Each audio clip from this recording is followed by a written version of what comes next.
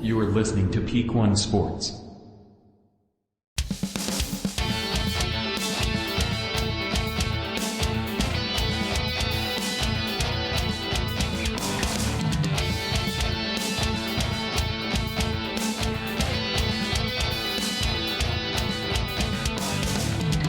Welcome to the Bungalow Fight Show. We're back again. I meant to wear my brand new Bungalow Fight Show shirt on today, but I totally forgot, so I'm just wearing my work clothes as normal. But we're back. Hello, Alexis. Yep. How are you this week? What's up? I'm doing good, man.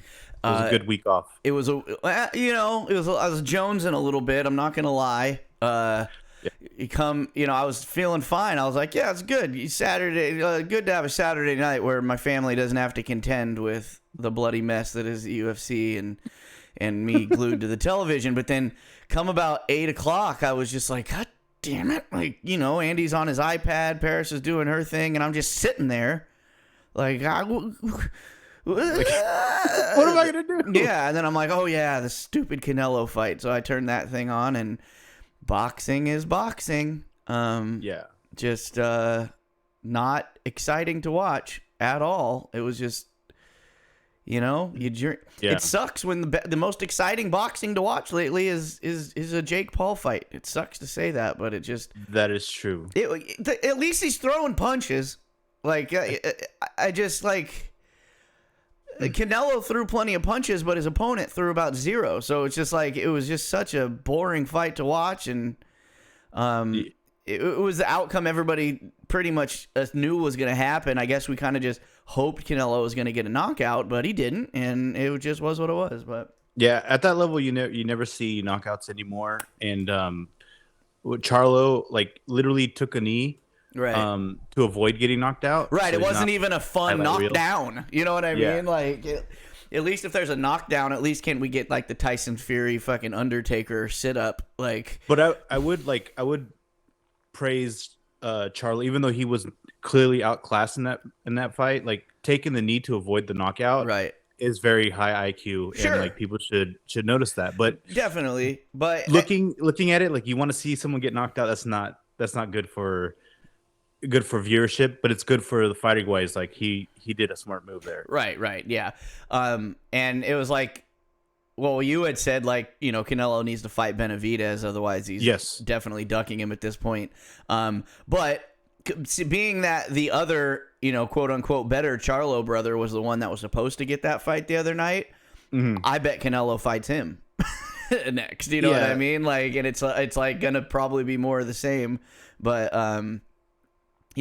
boxing, people just don't want to get beat. And I get it, especially Canelo when he, you don't really count his Mayweather loss because he was really young and everybody loses to Mayweather, so it just was what it was. But that Bivol loss was a real loss, you know what I mean? Yeah. That wasn't that long ago, so he definitely doesn't want to lose again so soon.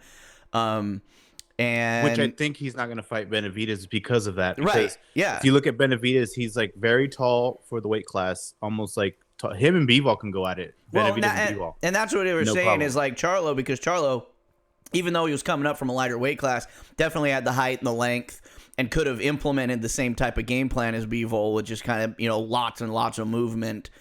And just kind of keeping Canelo from being able to land those three punch. Just, that's the thing about Canelo. If you stand still long enough and he can land his punches, they just look like they hurt so much that if he can land the little 1, 2, 3, 1, 2, 3s, he's gonna beat you in a decision because they just look so punishing. And I'm sure they are. But even if they're not landing cleanly, on a judge's scorecard, if you let him land 2 or 3 of those little 3-punch combos in a round, you're losing the round.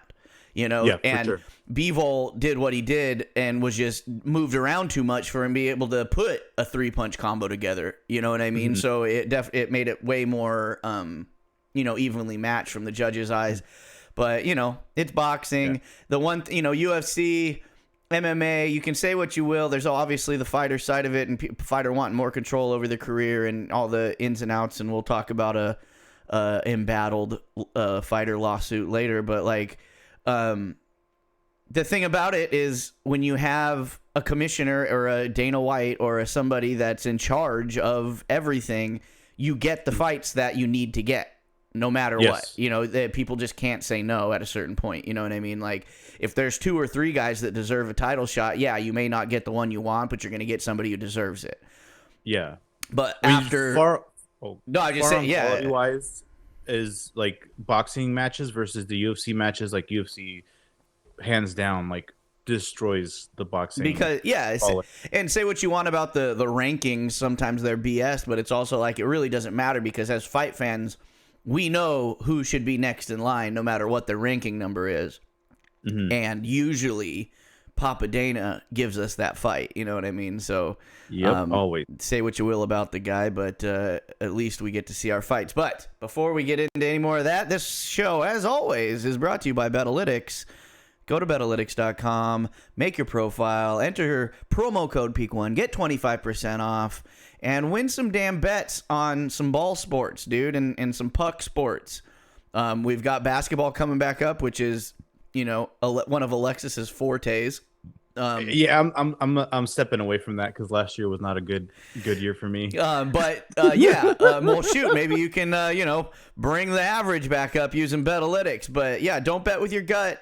There's too much information. There's too much stuff out there that these supercomputers are putting together that you can at least look at to make a better educated guess if you're not going to take their exact bets. But yeah, go to Betalytics, 25% off with promo code PEAK1. And, you guys must be going to them because they're sticking around, all right? They're sticking around. They've supported this network almost from the very beginning. And support them because they support us. And guess who's back? Back again. League Swipe. League Swipe is back. They're going to be hitting fantasy basketball hot and heavy. Coming up, I am re-entering. I'm re-dipping my foot into the fantasy hockey waters. I've been away from fantasy hockey for about a decade. Once I got real hot and heavy with fantasy football, I really didn't want it interfering with my brain. And the thing about it is you got to be really into it because there's games every single day. I always say that fantasy football, in my opinion, is the most fun, but it's the most fun because you get to watch all the games in one day, pretty much. You know what I mean? Like, and you can kind of compartmentalize. Wait till Saturday night, Sunday morning to set your final lineups, and then you can basically watch the whole thing play out in a 10-hour period. Yeah. But with things like basketball and things like hockey, where there's games every day, you got to watch the IRs, you got to watch the in hockey especially. They have things called healthy scratches where they're just letting a guy take a break. You know what I mean? And it's much more involved. So if you're a commissioner of a fantasy football league or a fantasy hockey league or a fantasy basketball league, and you got a lot, 12-man league, you got 12 men worth of money. Some of these leagues do daily, weekly, different payouts for different types of little competitions they have or stat lines or different things. Everybody's got different shit going on, and League Swipe will put it all together in a nice little compact spreadsheet type situation, make everything a little more palatable. It'll help you remember who owes money, who needs to pay who. It'll send out reminders, and it'll come from League Swipe rather than coming from your personal email, so then they can like dox you because they hate you. Go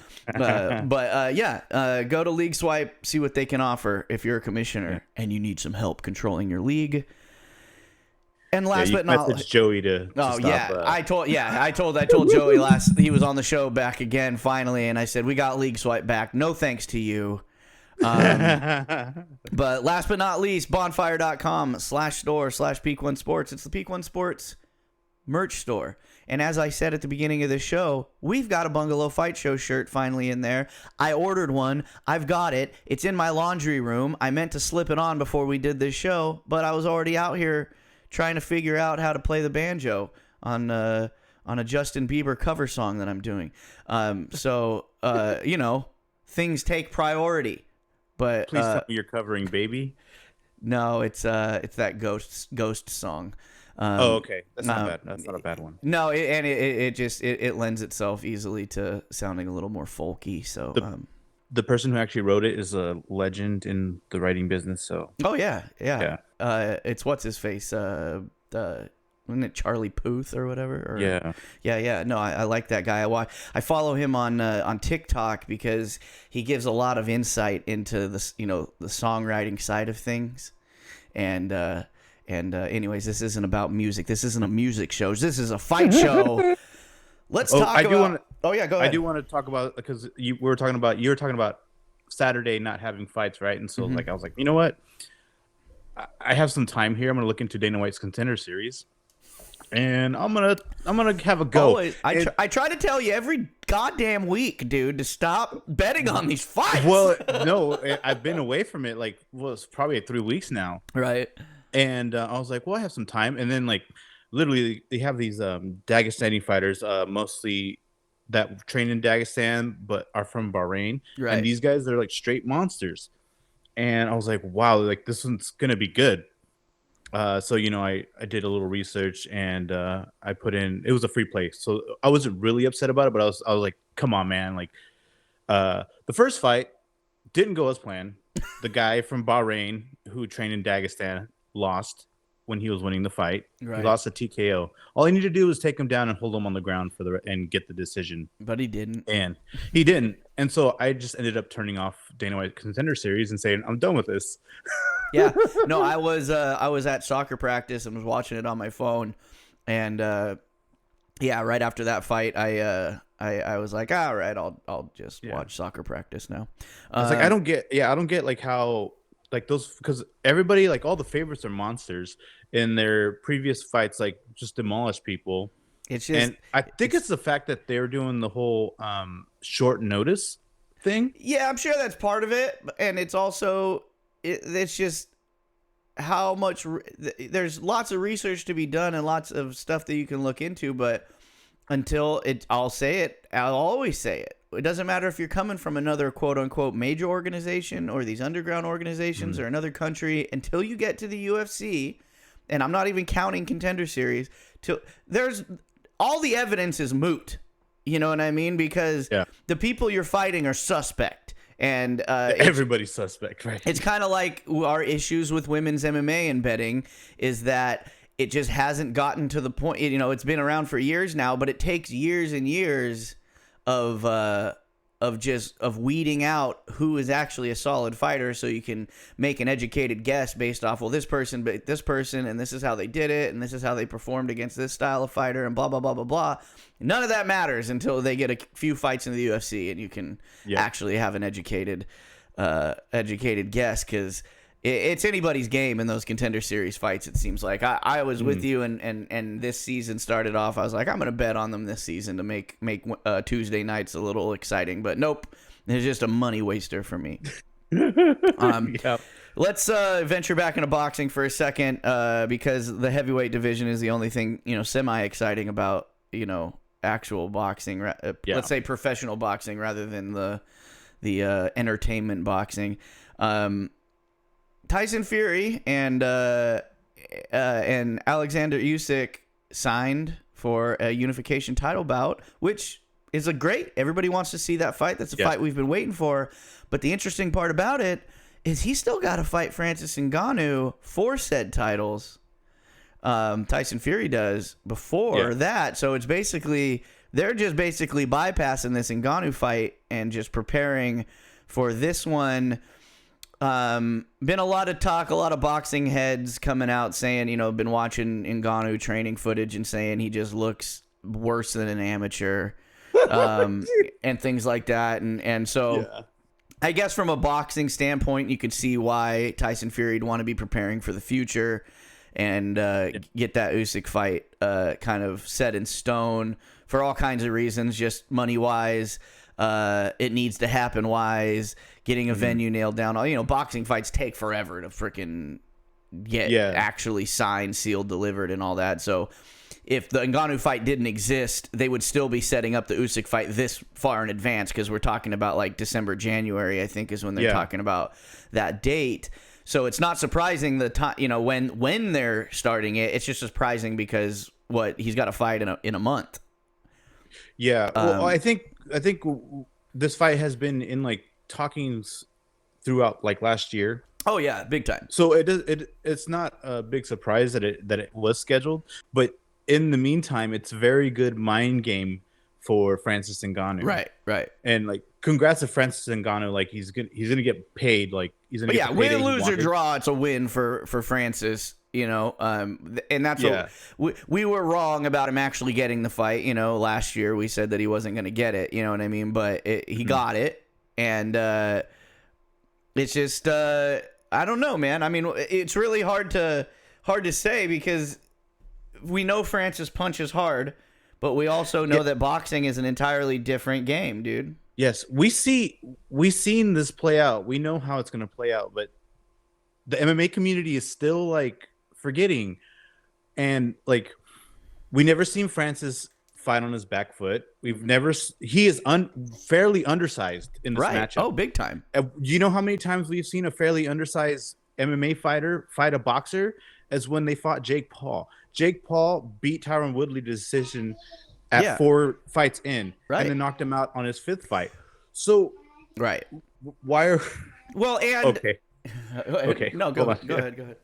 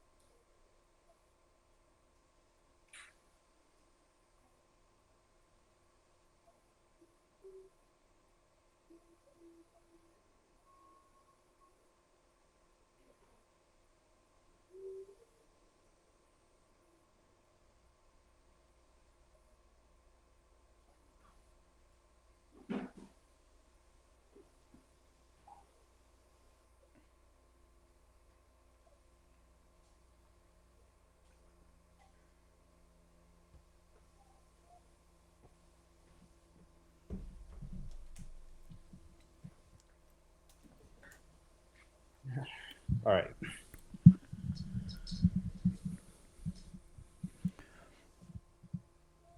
And the other thing is like what I just in jest brought up the Tyson Fury stand up from or knockdown from the Deontay Wilder fight is that everybody's big thing, especially obviously from the MMA community, is like, oh, Francis hit so goddamn hard. It's like, you think he hits harder than Deontay Wilder? I don't think so. I mean, no, I don't maybe the same, but probably not, because Deontay Wilder is also humongous.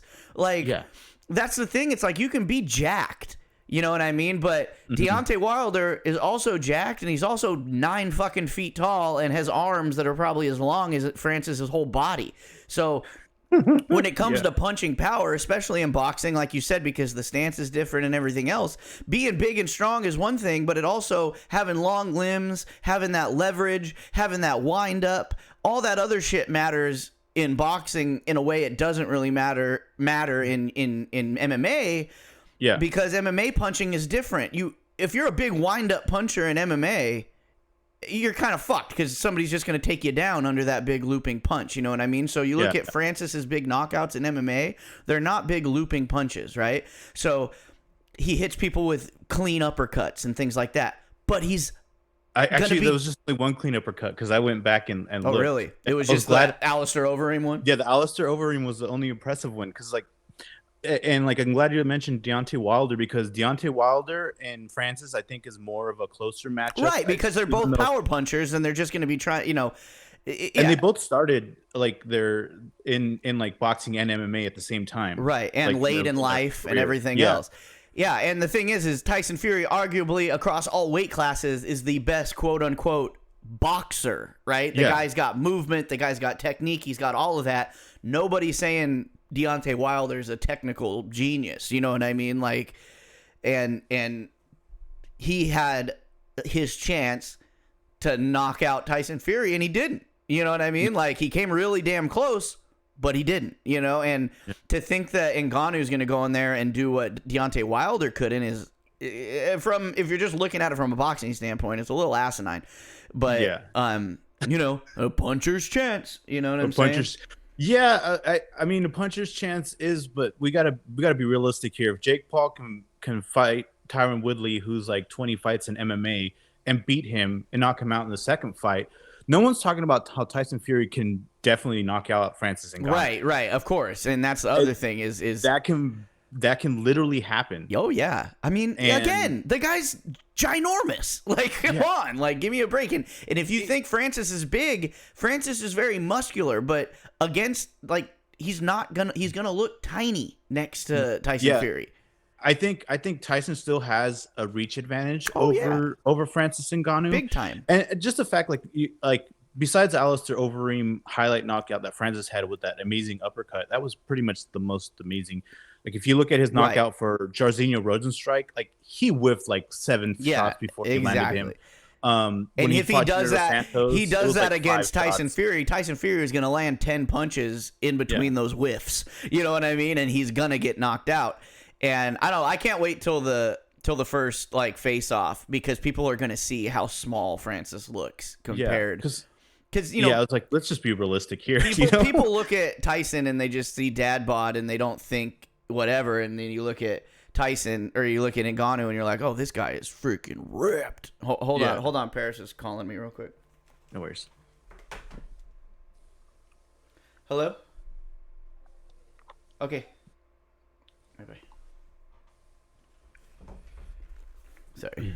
No worries. But you know what I mean? Like, and obviously that's a casual thing to say, but it's also like, if it Tyson Fury is a monster of a human, and when you're that fucking tall, that big a reach, it's a problem.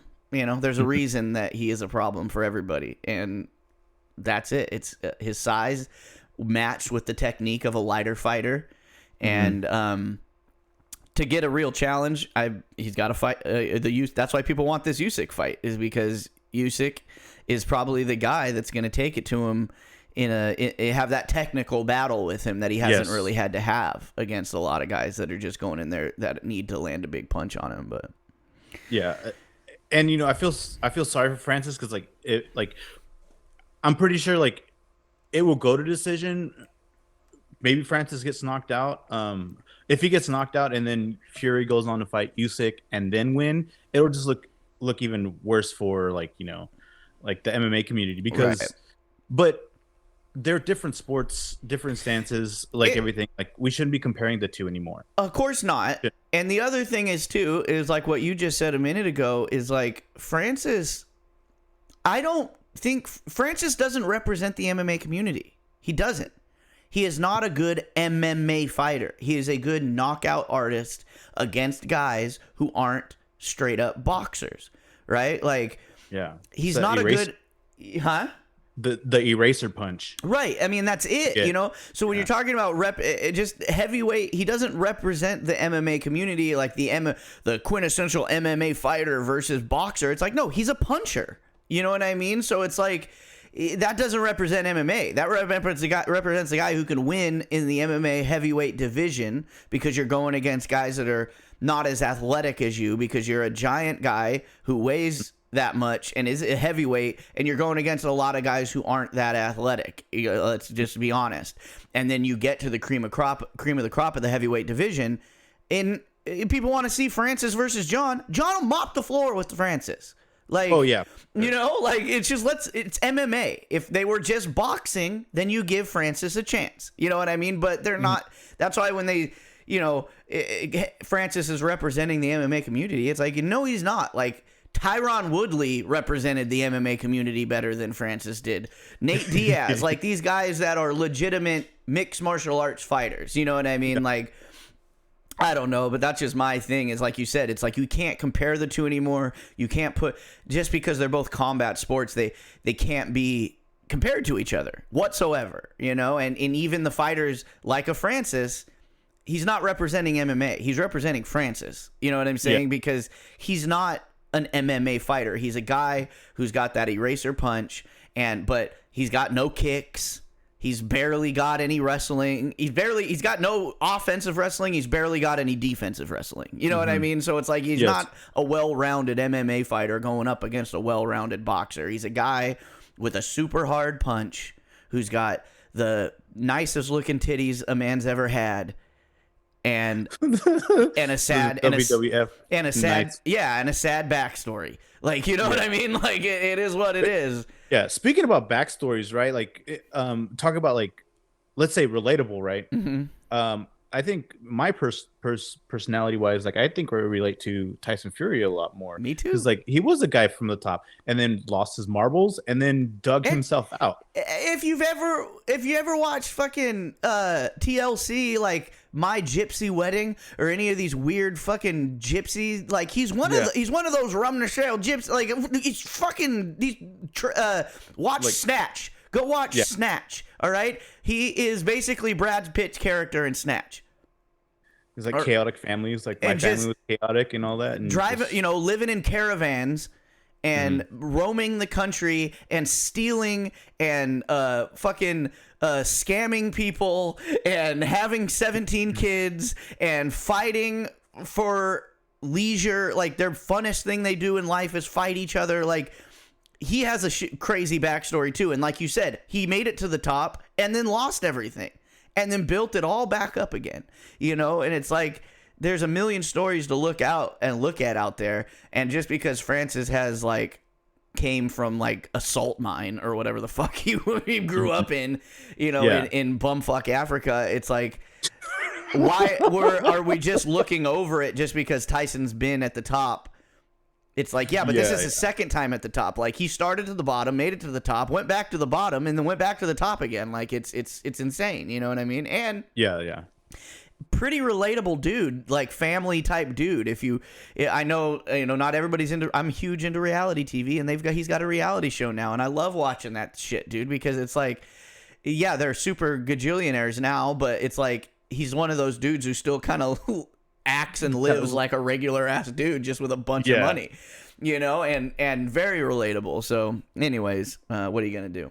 I just say I hope Francis, like I would like to see Tyson Fury get the knockout, but for MMA wise and Francis's wise, like for him to still have a career after this, for the news cycle to not have MMA look. Yeah, we can say all we want on this show that Francis doesn't necessarily represent MMA to us, but to the rest of the world and to the casual and to the ESPN media, he definitely represents the MMA world. So I would like him to survive a decision. You know what I'm saying? Because either way, Francis getting the bag, and good on Francis for that, and whatever else after it is all gravy from there on.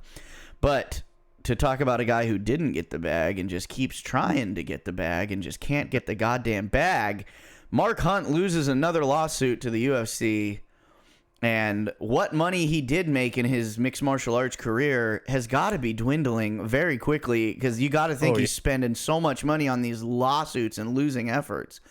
Like he'd have to go back and fight again. He can't be getting pro bono lawyers at this point. Maybe after the first one, you know what I mean? Maybe like the prospect at the beginning of all this and his grievances looked like they had enough evidence behind it that maybe a lawyer would be like, well, yeah, I'll take it pro bono, and when we fleece the UFC for a bunch of money, I'll take my cut.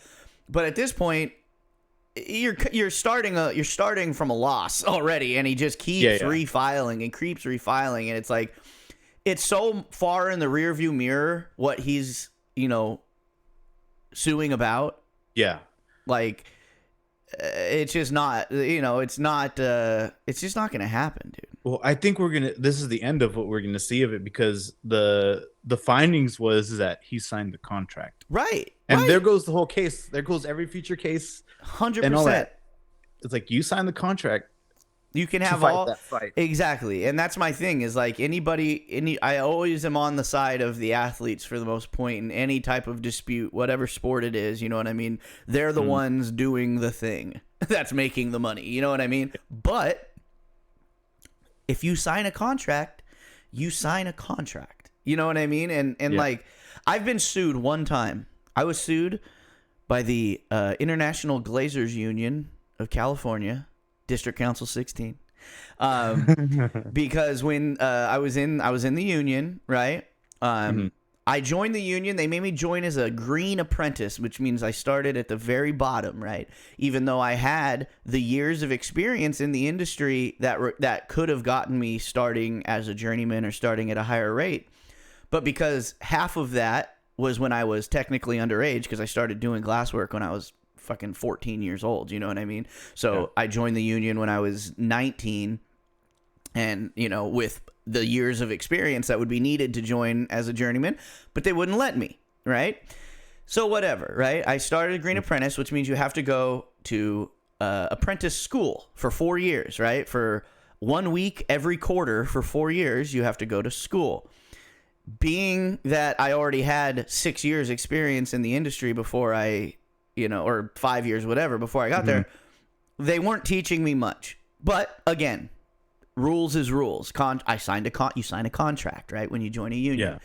And then on top of that, the union school was a joke. Like, mine was in Sacramento, and we would go, and the first 2 hours of the day would be spent at the IKEA getting fucking crepes and cinnamon rolls, and then we'd reconvene at the classroom. He'd hand out a questionnaire. We'd answer it. Then we'd go to lunch for 2 hours, and I would just go to a record store and just flip through fucking CDs and waste all the unemployment money I wasn't making, because you would have to file for unemployment at the beginning of the school week, and it was only a week. And if you know anything about unemployment, you don't get paid for 2 weeks. So I wouldn't even get paid until a week being back to work already. It was just a big convoluted bullshit, right? But again, I signed a contract, right? When the economy crashed in 2007, 2008, and I was laid off from my union job, I'm sorry, I take that back. My company at the time went non-union. They couldn't. They were a small company. They couldn't afford to be. It cost a lot of money to be part of a union, whether you're an employee or an employer. They had to go non-union. They couldn't afford it. Those of us that they would like to keep working for them, they offered us packages, right? But with compensation over what you would normally get, because technically it's illegal to go non-union. You know, once you're in the union, you're union for life until your contract's up, right? Because you sign a contract. Yes. Me still being an apprentice under the union rules, but I wasn't loyal to the union. I was loyal to the company, the guys that I worked for, right?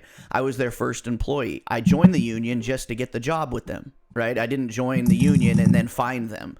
Like, I found this job, but I had to join the union to work for them. Neither here nor there. I had just gotten married. I had just bought a house. I had just gotten a car. I needed steady income. They were offering me the pay I should have been making in the union to stay with them. They were offering me comparable health care. They offering me comparable money to invest how I saw fit as a retirement. So of course I stayed with them, right? 6 months later, I was subpoenaed by the union and sued. I was being sued, obviously, for breach of contract. And the breach of the contract that I made wasn't for any other reason other than I had to pay for the cost of the school that I attended, right? It was a bullshit amount. Whatever. We don't have to talk about the lawsuit. I went to court and I fought only because at the time that I was sued, I was already jobless. The company had shut down by the time they sued me. I was laid off and had no job, not even going non-union. I had no job at the time. So I was like, fuck it. I'm going to go to court and I'm going to see how this all plays out, because I saw in there, I went there and I was like, I want to see what's up, because I want to say my piece also about how this, and let them know what your school that you're saying costs $3,000, $6,000, whatever you were suing me for. Like, let me tell you what the curriculum was like. You know what I'm saying? Like, that was worth this much. And then when I got there, I was never disputing the fact that I signed a contract and I owed them the money. I had no job and I had all the time in the world, so I wanted to go let the justice system play out. And then I got there and I read their quote unquote evidence. They had a whole binder of evidence against me. Fancy that. No one ever called me and asked me, hey, did you keep working for that company after they went non-union? Because I would have said, yeah, because I'm not a liar, right? Yeah. No one ever called me. They just compiled a bunch of evidence. And the first line in there was my union rep Dan Bailu, shout out, you piece of shit. Dan Bailu documented that on April 4th, Mr. Rambo's car was outside, parked outside of Discovery Glass. We have no other reason to believe that he's still working for the company. Well, I'll tell you what. I was laid off on April 1st that year. I know it because it was April Fool's Day, and it took me my entire commute home to convince my wife I wasn't fucking with her, that I lost my job. Shit, that's gnarly. So for him to say on April 4th that my car was there was just a blatant lie. Mm-hmm. So then the clause came out, because then I'm like, okay, not only are you suing me for some bullshit money that it didn't cost that much, but also, and I signed a contract. You never asked me. You never even gave me a chance to lie. But this guy's lying on your behalf. You know what I mean? Like, so there's all kinds of disputes to go. But with this Mark Hunt thing, again, you sign on the dotted line. There's only so much argument that you can make for yourself. Like, you can talk about, oh, they let Brock Lesnar do steroids, all these other extenuating circumstances. But in the end, you signed a contract that probably didn't have wording saying your opponent's not allowed to do steroids. That probably wasn't in there. You know what I'm saying? So the only thing is that we're going to test for steroids. That was in the contract. That's it. Right. But there's been plenty of guys who have taken steroids who have then passed steroid tests on the night of the fight. Sure. You know what I'm saying? So there's contracts always have gray area, always have fine print, always have fuckery. But at the end of the day, you sign the contract. You know what I mean? And like I said, this many years later, this rear view mirror of like, you're expecting people to still kind of give a shit and be on your side about it. It's just like, yeah, in all things being equal, and in my heart of hearts, yeah, Mark Hunt probably got fucked, but he still got paid for that fight. You know what I mean? And probably would have got. He won that fight too. So just that's the thing, and I feel like he's just wasting his own money and time, and just it's kind of a sad affair at this point. Yeah, I hope he's okay. He doesn't have to go back out and fight, because that's going to be really dicey. Right, and that's the shitty part about it, is that, god damn it, dude, you should have just hung on to your money after the first loss, where, like I said, you probably got a pro bono attorney to take it with the carrot of the stick of, if we win, we're going to get a bunch of money from the UFC. Ain't nobody pro bono, so you know he's paying out of pocket for all this shit, and you should have just kept your money, invested it wisely, and went off into the sunset. Because you know that Pride contract that went filtered over into the UFC was probably a big one, because Pride paid their guys pretty goddamn well. That's true. But if he does have to go fight, I would say sign with the PFL so he can fight Francis. Why not? Get the bag. You know? Get the bag, bro. Whatever. He'll knock him out. He'll knock him out. I think so. Yeah. I mean, whatever, dude. But yeah, shout out Mark Hunt, dude. We love you, guy. But it just seems like you're just twiddling your thumbs in a losing effort. It sucks, man. Mark Hunt was one of my favorites too. Me too. All right, dude. Let's. We finally got some fights this week. We talked about it, like this card last week. We weren't too excited, but I think I'm a little more excited about it now that it's coming up. I am plenty excited about it, because like when I was like, oh, I have time to research this. Like when I started looking at this, I was like, oh, we've seen these fighters fight the past like 2 years. Like there's only a couple of them that I had to like look up, but most of the time I was like, oh, this is like a breath of fresh air, because like it's like we pretty much know it's not like brand new fighters coming off of like a Dana White's Contender Series or something like that. So it's like we have a lot to go off of. A lot of seasoned fighters with UFC experience, which means we can make educated guesses on how the fights might go. Do you want to go over the whole card, prelims and all? Just do it. All right. Starting off the prelims, women's flyweight division, Montana De La Rosa versus JJ Aldrich. This is kind of both fighters have had a little bit of a roller coaster thus far in their UFC careers. JJ Aldrich, though, is coming off a win. They both have similar records, similar in every aspect of the matchup, or like, you know, physically. What do you got for this one? I would say, I mean, Montana's a sub machine. You know what I mean? Yeah, Montana De La Rosa is like very grappling heavy, good striking, but mostly grappling. Can obviously finish the fight. But what I was gonna say about JJ Aldrich in her last fight is that she wasn't fighting a good opponent. Like Right. very low fight IQ. It was what you call a get right fight. Yeah. So I mean, honestly, Montana De La Rosa has been out for a while. So I think she would win, but kind of a stay away. But I'm going for Montana. It's and the odds makers kind of have it as a pick 'em. They've got JJ as a 110 underdog to a 130 favorite for De La Rosa, so it's pretty evenly matched as far as the odds makers are concerned. Yeah, if you go at striking wise, like they're pretty even, but when it gets to the ground, like Montana has the edge for sure, and that's kind of been JJ's kryptonite, has been ground fighting. So yeah, I think Montana's got the edge in that one. Next up, we got a men's flyweight bout. We got Nate Maness versus Mateus Mendoca. I'm not familiar with either of these guys. We've got Maness is a plus 210 underdog. Mateus is a 258 favorite. Yes. Both coming off losses. Mateus, his last loss was his first loss, so revenge fight. Yeah. Was it his loss for Mendonça? I think it's Mendonça or something like that. It's got that weird Brazilian little squiggly on the C. Or Mendonça or something like that. Mendonça. Yeah, I don't know. Or I said that in an Italian accent. Yeah, but his losses to Umar Nurmagomedov, which is obviously wow, not nothing to cry about, because that's a hard fight right there. I mean, I think yeah, Nate Maness is good, but I feel like just coming off of that decision loss and my bad, wrong person. So Maness lost to Umar. Oh, decision. okay. And then Mateus. I've seen him before. The Mateus. Yeah, I recognize his blue hair. Oh, Javid Bashrat. Okay, so you know what? Same. Bashrat's a good fighter too. I'm just looking at the significant strikes. Mendoza. I'm just gonna call him Mateus. Mateus absorbs quite a few strikes per minute. Yeah.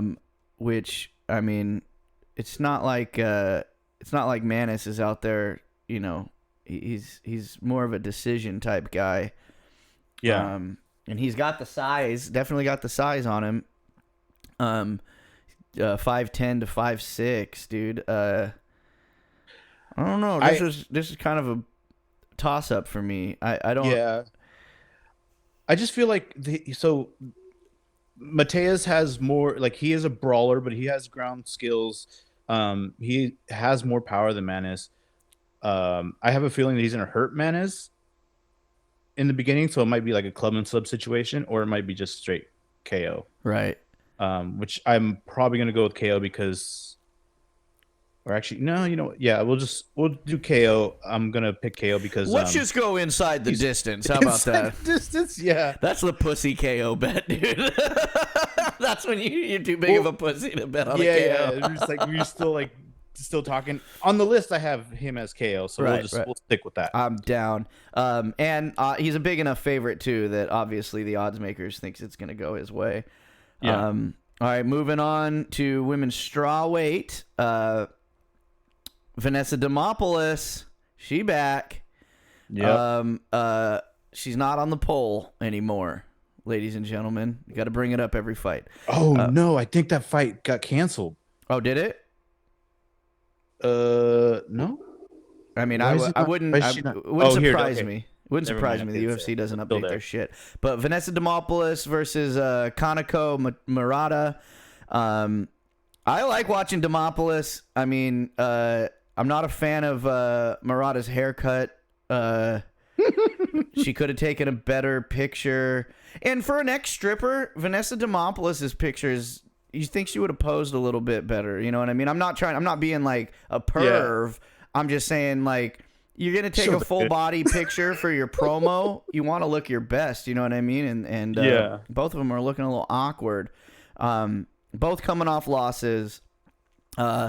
Both are pretty similar across the board, physically and reach and leg reach, height, all that stuff. What do you think? You think Demopoulos can get right on this one, or you think that Japanese? I feel like she's gonna come out to like win. We're gonna knock Murata's last fight. She hasn't fought since 2021, and her loss was to Verna Jandiroba. I mean, Jandiroba's a freaking beast, but yeah, dude, Rob Snyder fucks everybody up. So like, I mean, so she's coming off a layoff. Vanessa Demopoulos is coming off a loss to Carolina Kovacevic. This is my bonus of whatever. Like, taking Vanessa because she's a good dog. That's what I was saying. I was just looking at the odds right here. I can't believe she's that much of a dog. And the spread across is like they've got Murata as a 355 favorite to a 280 dog, and Demopoulos that might be one of the dogs of the night right there. Because I think Demopoulos pulls this one out. But that's just the stripper in me talking. Moving on, bantamweight, men's bantamweight bout, Johnny Munoz versus Arika Lang, or I like to call him Aqualung. Yeah, Aqualung. Arichi Lang, that's how they say it, right? Arichi Lang. Yeah, Arichi Lang. I think. Yeah, it's a Richard Lang. Every time I try to read it on this goddamn show, I fuck it up, and then I watch the fight, and because I always try to mimic what John Anik, how he pronounces stuff, because John Anik definitely does his homework on not just how the name is properly pronounced, but how the fighters pronounce their own names. Because I'm big on that. People are always like, "No, this is how you pronounce it," and it's like, no. Ask the person and then pronounce it that way, right? Because some people pronounce shit way wrong. It's like a perfect example, which a lot of people don't know, big time, because Taylor Swift put him on the map. Travis Kelce, their last name is Kels. Wow. They, as a family, pronounce it Kels. But once into the UFC, into the NFL, people were calling Kelce. And Kelce comes off the tongue better. It sounds better. Jason Kelce, Travis Kelce, right? It sounds better as an announcer. But their fucking name is Kels, right?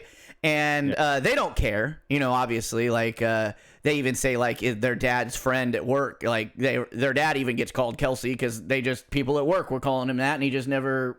But as a family, when they refer to themselves, they say Kels. And that's why, like, when it comes to announcers and stuff, you got to follow the guys who do their homework, and not just in the proper pronunciation, but how the fighter themselves. And every time I hear John Anik say Arichi Lang, I'm like, oh, shoot, that's easy. And then we get back on this show, and I'm like, Aqualung. But anyways, they've got this is another kind of pick 'em. They're both Munoz is a minus 108 and Arichi Lang's a minus 112, so we don't even have a dog in this fight. Yeah, I would generally say, like, I'm going with Arichi Lang. Gosh, Arichi Lang, dude, you just gotta lean into it. Arichi Lang.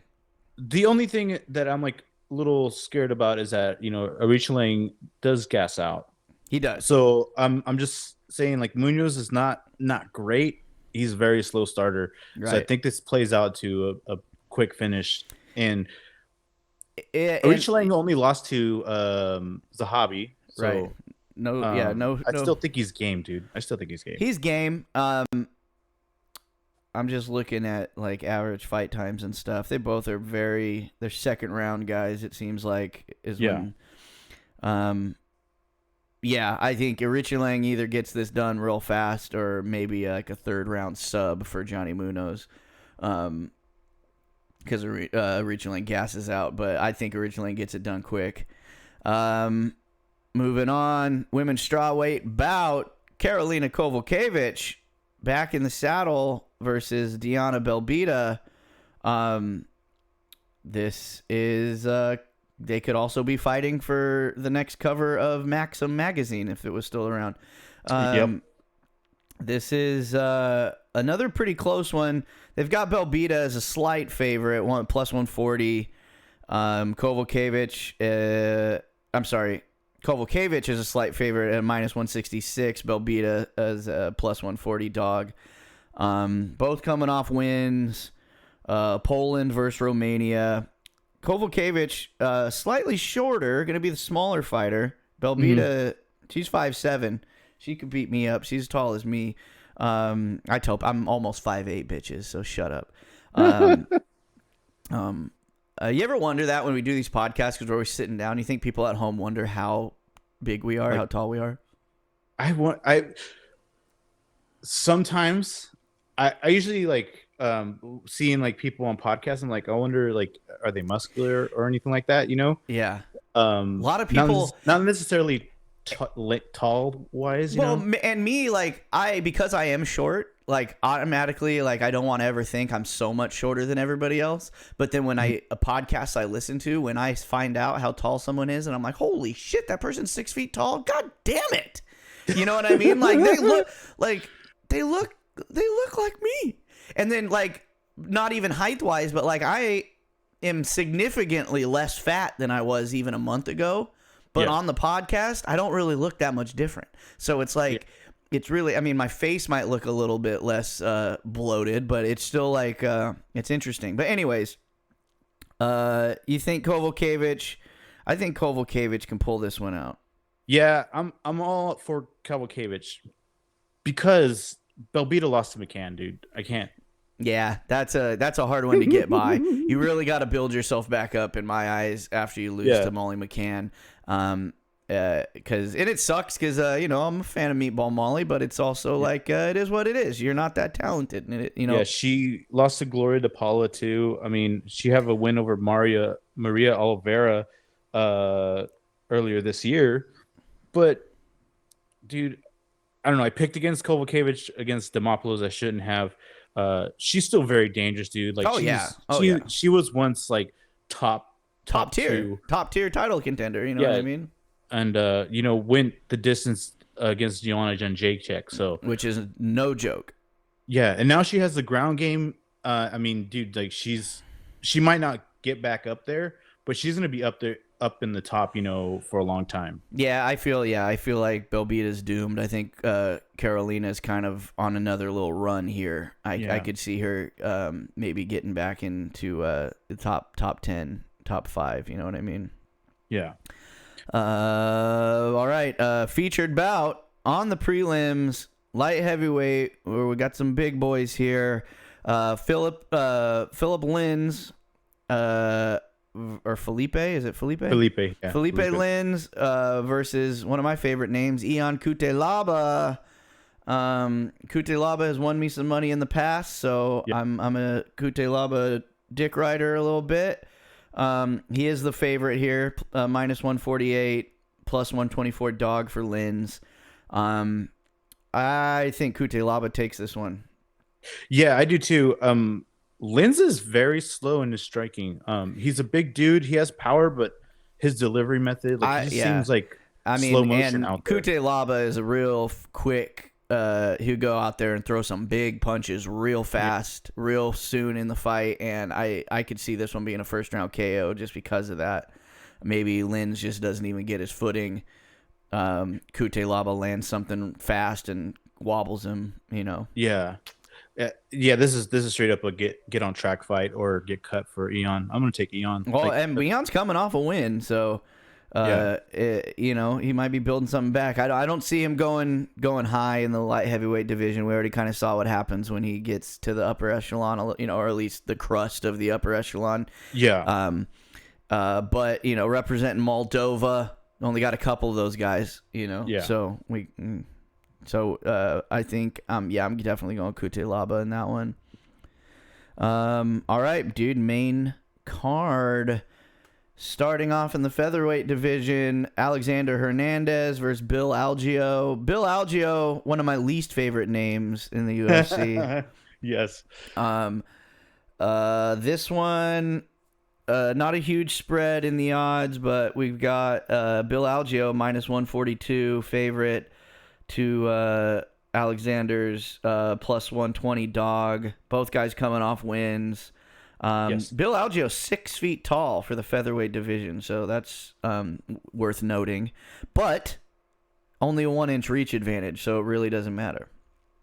Yeah, I think just the fact like you have to look at this fight on like Hernandez's past run at featherweight, cutting down that weight. Like his last win versus Jim Miller, Yeah, was at lightweight. mm-hmm. So Alexander Hernandez, what we saw the problems that he had was in the featherweight division, and Bill Ageo's no slouch. Like if you remember, I think like maybe 4 or 5 months back, what he did to Herbert Burns. Right. Yeah, Gilbert had to carry him as a bodyguard. Oh, yeah. Oh, that was a good meme fight. Yeah. So yeah, no, I think I'm not a huge Alexander Hernandez guy ever since the Cowboy Cerrone fight. Just because he was so fucking cocky at that time in his career and just got annihilated by Cowboy. And then, but yeah, back featherweight. I don't know. What do you think? You think Bill Algeo? I think Bill Algeo. I think Algeo takes it, dude. He'll take him to the ground. I mean, I think like size wise, Algeo is like lightweight size, but in featherweight, he's obviously more successful at making weight and no problems. We're just gonna see how Hernandez does this time around, but dude, I feel like Algeo is still and a I'm lot more tell dangerous. You, we see guys go up and down, and it's not a big deal. And my experience in weight cutting is officially 20 years behind me. They just had our 20-year high school reunion. I did not attend, but it did happen over the weekend. I tell you what, though, once you go up, it's real fucking hard to go back down. Oh yeah. Once you, especially have a few matches, a few fights at the next weight class up, and then you got to go back down. It's real fucking hard, even if you've never had weight cut issues or anything like that. Just that we've talked about it a ton of times. You know, it's just that the weight cut is a big part of the fight. It's the biggest part of camp almost for a guy who's experienced and is just training for a fight, not learning really, just training. The weight cut is everything, and spending as much time at lightweight as Alexander Hernandez did, going to featherweight just can't. I don't know. It can't be fun. All right, moving on. Lightweight bout: Drew Dober versus Ricky Glenn. Both guys coming off some tough losses. Drew Dober, strong favorite in this one, -145. Rick Glenn, +350 dog. Both are some weathered vets. 22 fights versus 22 wins versus 26 wins. 12 losses, 7 losses. I mean, these guys got almost 40 fights each. And coming off losses. So, interesting. I mean, Drew Dober's name is probably why they're on the main card. I think is probably the only reason. Yeah, that's very true. So, what do you think? A couple losers. I don't want to. I'm going with Dober, dude. Unless you're Matt Favola, I'm not gonna go against Dober.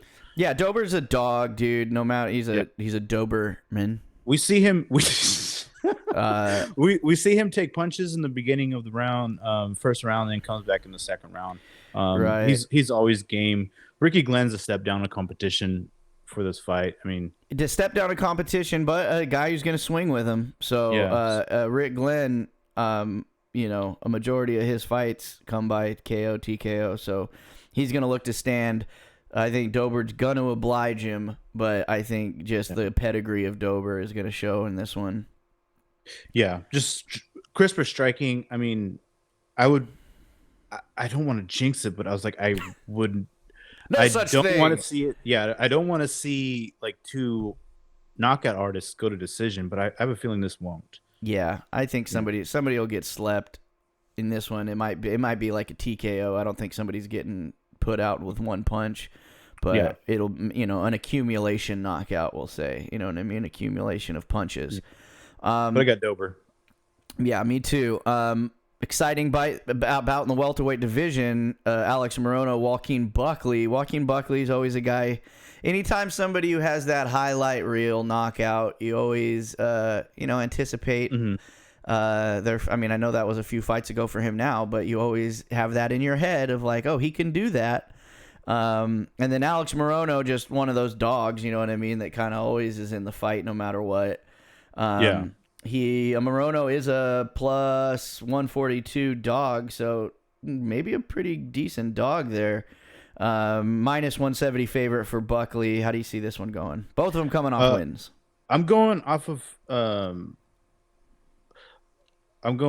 like their past like resumes or whatever. I'm gonna pick Buckley because like if you look 2 fights ago or 3 fights ago, Morono fought Mickey Gall.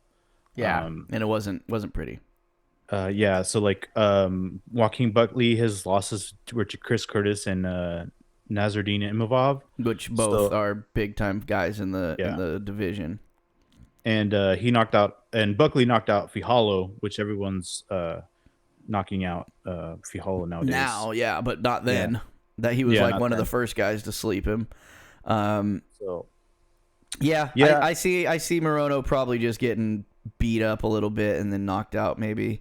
I mean, Morono does have a win over Tim Means, which that's like a good win to have. Since, Tim Means did win, but he did win against Fihalo. So, I mean, I'm still going with Buckley. I'm not sure about the KO. I think, I'm probably going to go towards the KO as well because Morono's stand-up isn't that well, and I think Joaquin Buckley's ground defense is a lot better than Morono would have. Would think, yeah. Yeah, I think you're right on that one. Even though Morono might look like a good dog, he's got one of those faces that looks like it's just ready to be smashed. We already got Demopoulos as the good dog. So. Yeah, no more good dogs, all bad dogs. Moving on to the middleweight division, Joe Pyfer versus Abdul Razak Al Hassan. Both guys coming off wins, similar records, pretty much similar across the board physically.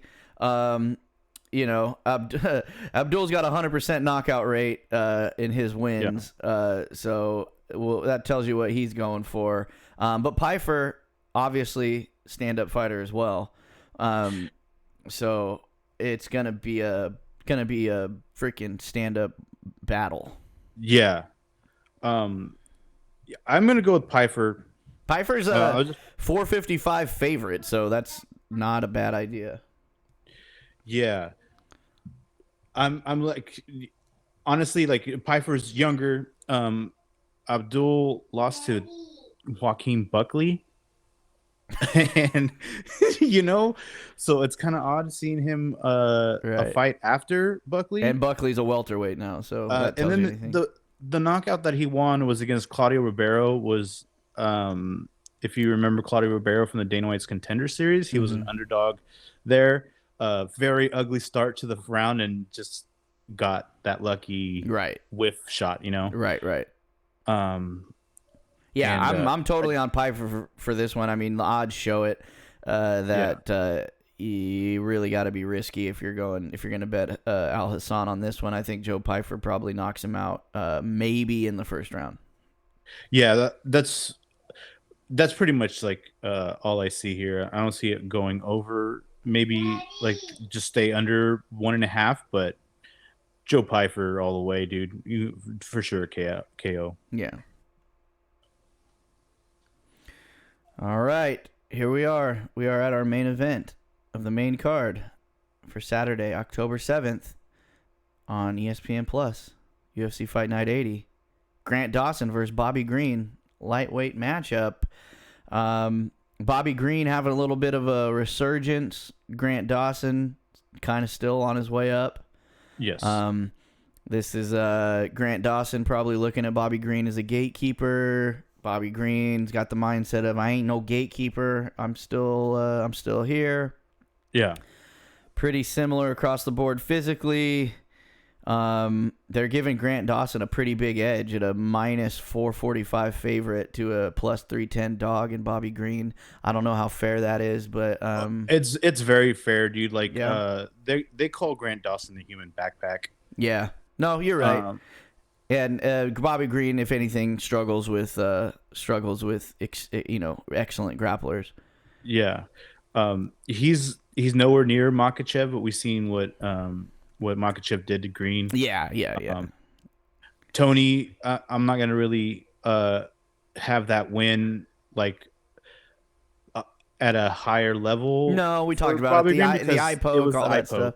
And Tony was looking good against Bobby Green before that happened. So, yeah, I think the odds are right on this one, and I think we get a submission victory for Grant Dawson, maybe in the first round. Honestly, I mean, Grant Dawson. Yeah, because like once he climbs on top of you, dude, I think it's over. Yeah, and we say this about some guys where it's like it's not like it's a guy who's gonna go out there and let me toy around. Let's see what we could do. Make an exciting fight on the feet. Grant Dawson's gonna get a hold of you as quickly as he can and choke you out. So I think that's how this card ends: is Grant Dawson submission.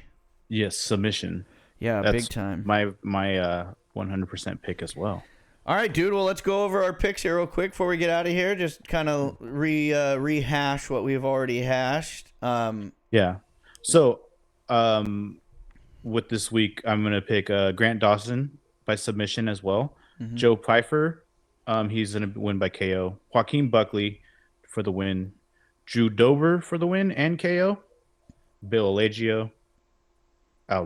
Gosh, we were just going over his name. Ion Kutalaba.